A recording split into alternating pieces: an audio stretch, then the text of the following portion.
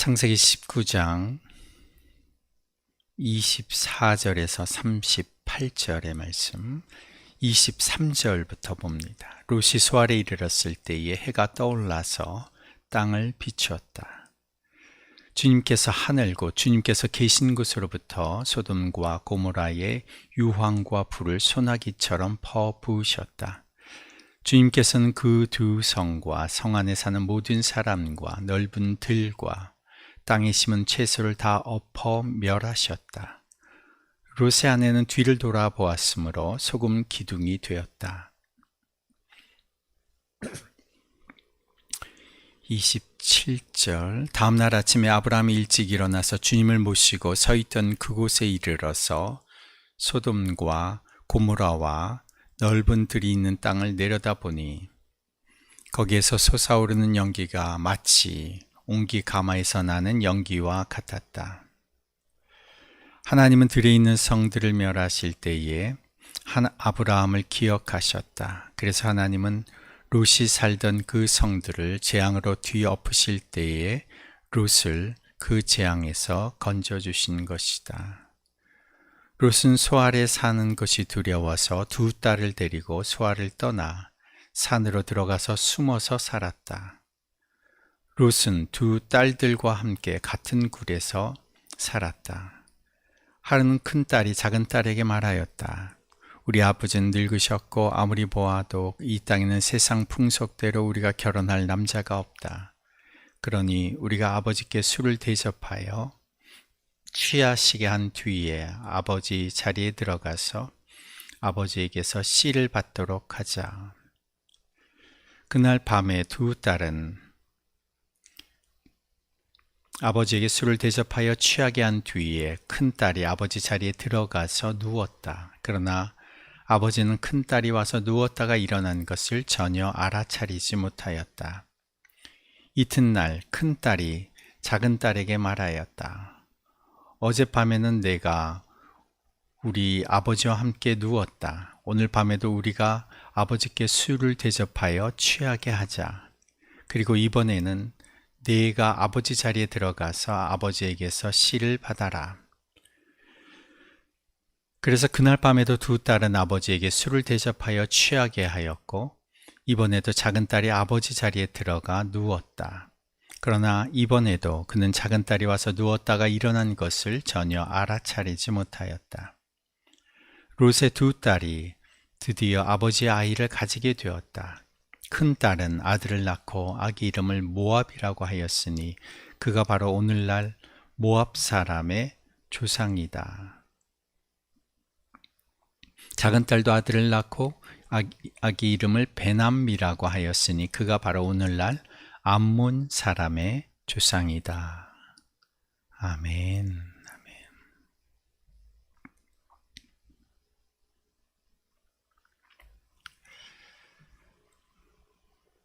소돔을 천사들이 방문했습니다. 소돔과 고모라에서 들려오는 그 울부짖는 소리를 하늘에서 들으시고 하나님께서 천사들을 보내셨습니다.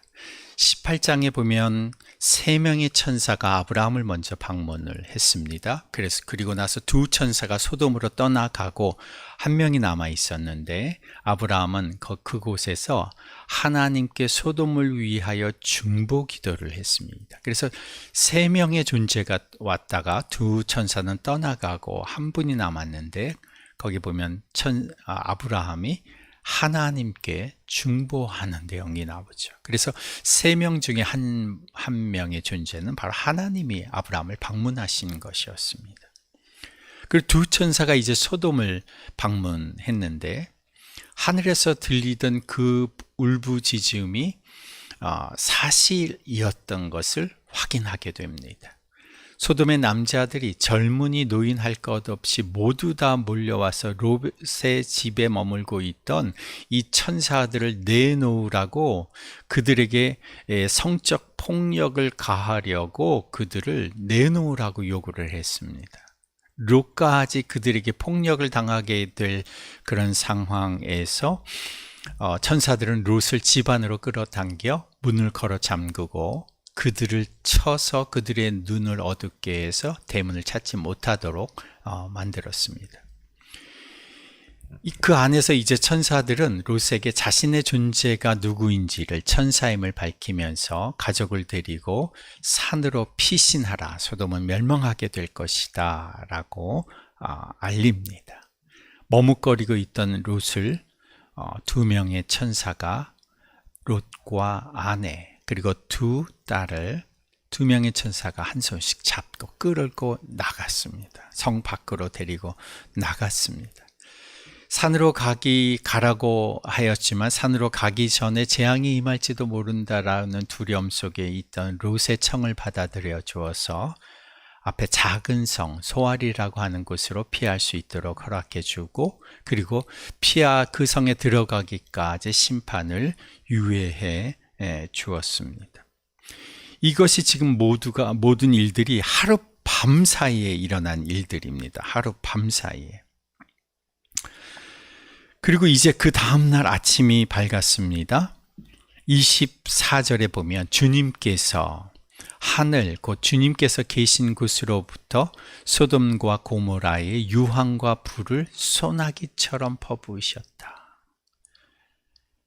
그날 아침 심판이 시작되기 전까지는 아직 기회가 있습니다만 한번 심판이 시작되면 그때는 피할 길이 없습니다.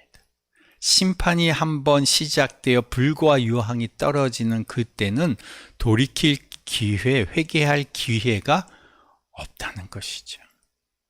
심판이 시작되면 그때는 두 번 다시 기회가 없습니다. 시작되기 전에 인간은 돌이켜야 하는 것이죠. 우리에게도 최후의 심판이 다가옵니다.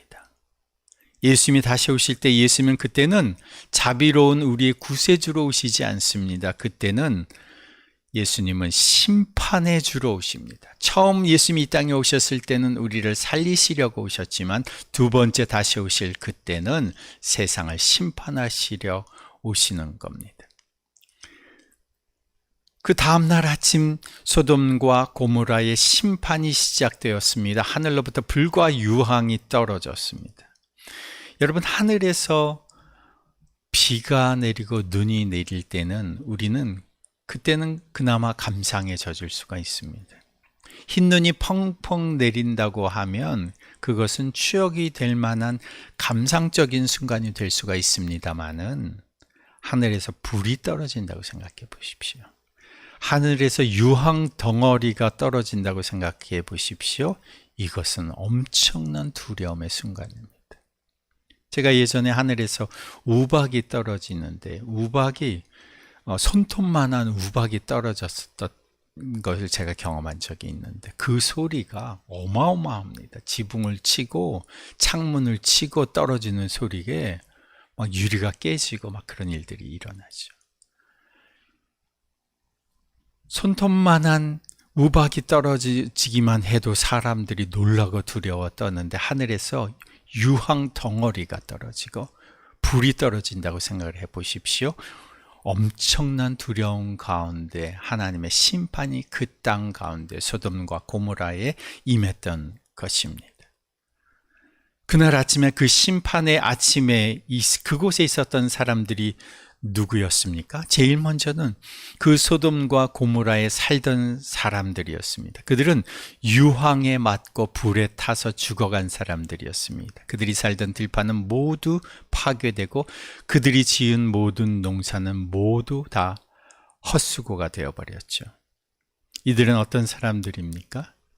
풍요의 땅에 머물며 쾌락을 즐기며 살던 사람들이었습니다. 쾌락을 위해서는 어떤 성적인 범죄와 폭력도 서스름 없이 일삼던 사람들이었습니다. 그들을 통하여 울부짖는 소리가 주위 많은 곳에서 많은 사람들이 그들을 통해서 고통당하였습니다. 이들의 가장 중요한 가치는 풍요와 쾌락이었던 것입니다. 이들이 하늘로부터 내려오는 유황과 불에 죽어간 사람들이었습니다.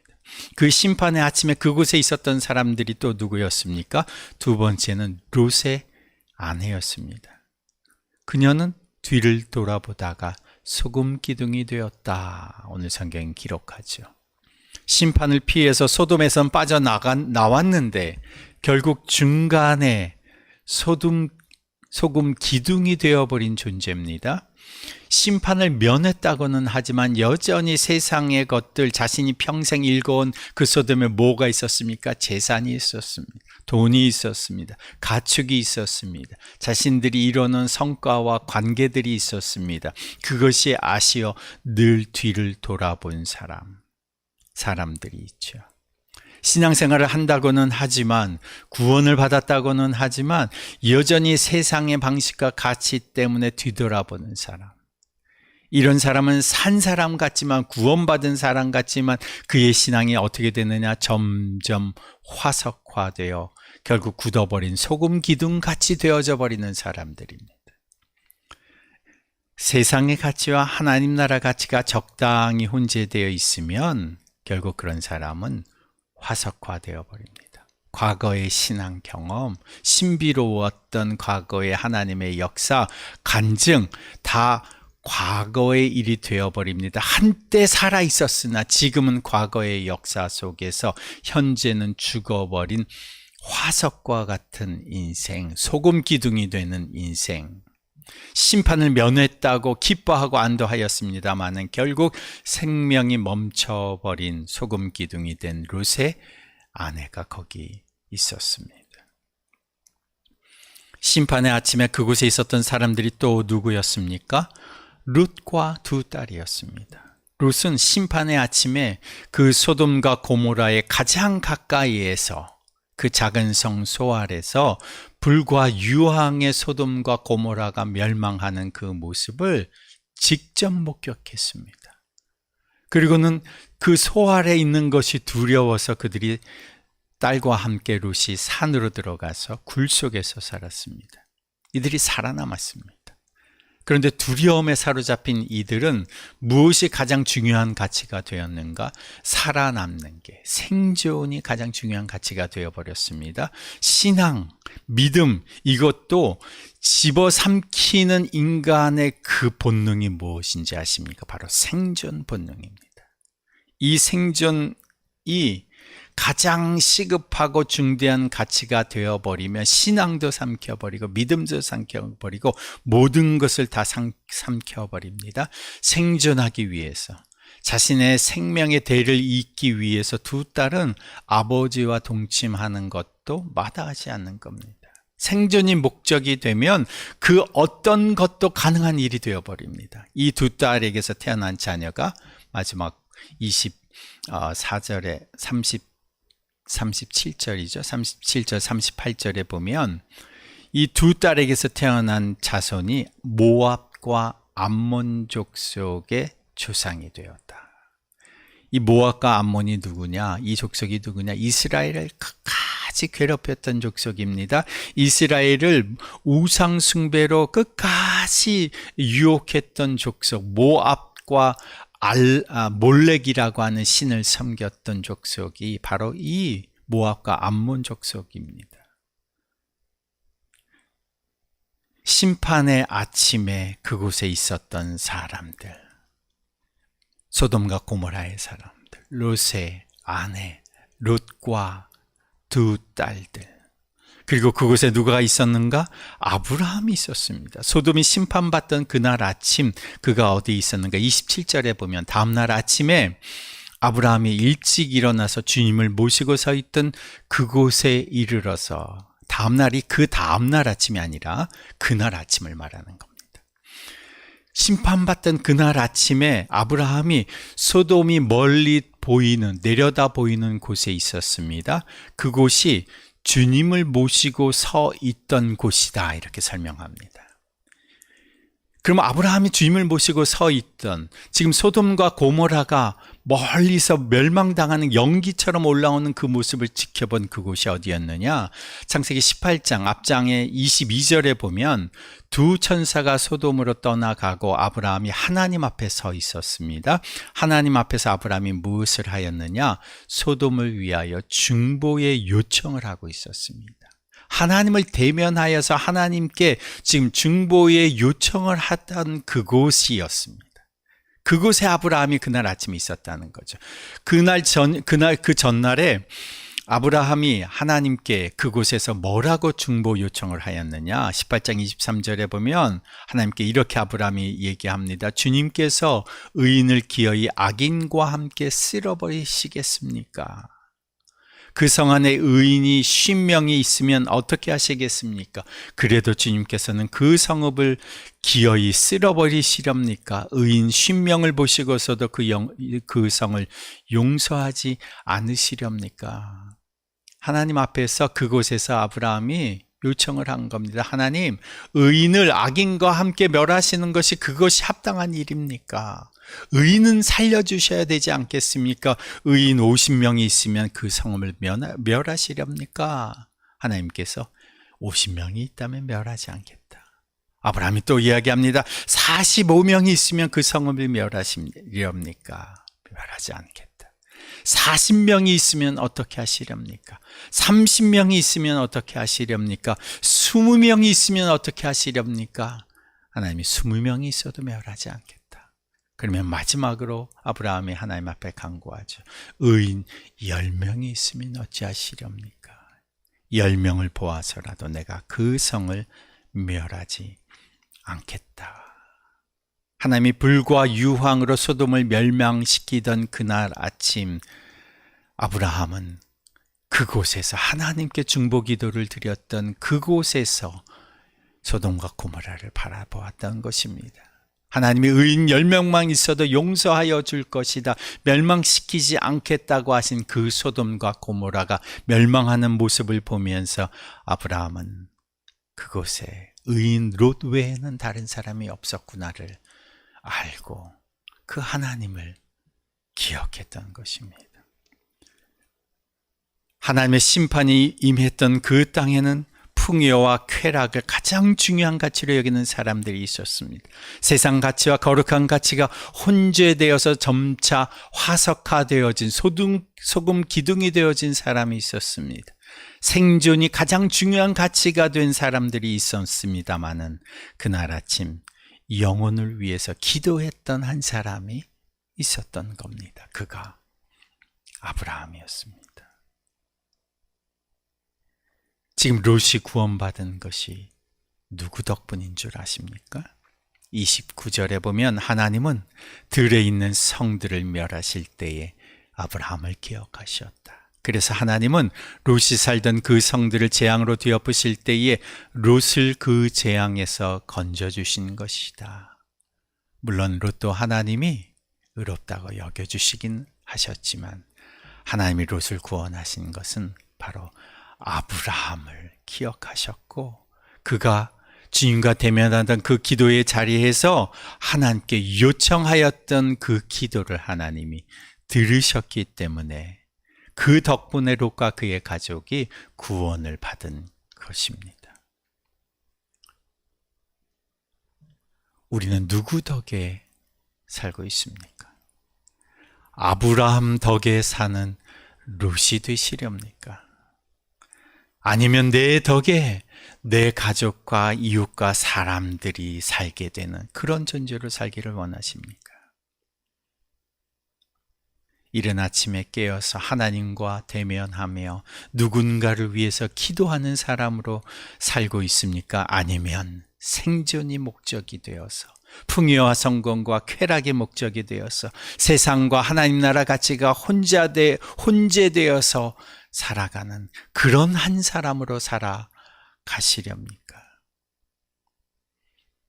오늘 우리 인생을 한번 생각해 보면 심판 중에 이미 죽었어야 할 내 인생, 내가 살아있는 게 누구 덕분인 줄 아십니까? 나를 대신하여 심판받아 죽으신 예수 그리스도 덕에 오늘 우리가 살고 있습니다. 내 인생 절대로 내 것이 아닙니다. 예수님의 생명이 치러지시고 예수님이 대신 심판받아 죽으셔서 그 예수님 덕에 오늘 살아가는 우리의 인생입니다. 그런데 언제까지 우리는 성공과 풍요를, 생존을 나의 중요한 가치로 삼아 살아가야 하겠습니까? 나는 이미 심판받아 죽었어야 할 인생인데 예수님 덕에 살았습니다. 이제 누구 덕 보려고 하지 않아도 됩니다. 예수님 덕에 살았으면 우리는 이미 충분한 덕을 받은 사람입니다. 이제 내 덕분에 로또 살고, 내 덕분에 가족도 살고, 내 덕분에 이웃도 살고, 내 덕분에 지역도 살아나는, 내 덕으로 인해서 다른 사람을 살리는 그런 존재가 되어야 하지 않겠습니까? 아브라함처럼 이른 아침마다 하나님과 대면하며 중보하는, 기도하는 사람으로 우리가 살아가십시다. 기도합니다. 주님, 심판의 도시 그날 아침 그 현장에 있었던 사람들을 생각합니다. 하나님의 엄중하신 심판 가운데 죽어간 사람들, 구원받았다고 기뻐하는 것도 잠시 소금 기둥이 되어버린 롯의 아내, 구원받아 살아났지만 생존이 그들의 중요한 가치가 되어버린 롯과 그의 두 딸들, 그리고 그들을 기억하며 기도하였던 아브라함이 있었습니다. 주님, 그 아브라함 덕에 롯과 그의 가족이 구원받아 살게 되었고, 아브라함을 기억하시고 그의 기도를 기억하시고 그들에게 구원의 은총을 허락해 주셨습니다. 주님, 오늘 우리 인생 누구 덕에 우리가 살았는지를 다시 한번 되새깁니다. 예수님 덕에 살게 된 인생, 이제 누구 덕 보려고 살지 않고 우리 때문에, 우리 덕으로 이제 사람을 살리고, 예수님 덕분 우리 인생 때문에 우리 덕으로 이제는 사람들을 위해서 기도하고 중보하고 이른 아침 깨어 하나님과 대변하며 사람을 위하여, 영혼들을 위하여 기도하는, 나라와 민족을 위하여, 지역과 사회를 위하여 기도하는 한 사람 되게 해 주십시오. 예수님의 이름으로 기도합니다. 아멘. 심판의 아침이 있었음을, 그리고 그 최후의 심판의 날이 우리에게도 다가옴을 우리가 기억하고 묵상하십시다. 심판의 아침에 그 현장에 있었던 사람들, 그 사람들을 생각하면서 나는 누구입니까? 주님 앞에서 기도하십시다. 예수 덕을 보고 심판을 면한 우리 인생, 이제 세상이 우리 덕 좀 보아야 되지 않겠습니까? 이제 하나님을 대면하고 중보하는, 기도하는 한 사람으로 살게 해 주십시오. 이 아침에 우리가 말씀 생각하면서 기도하십시다.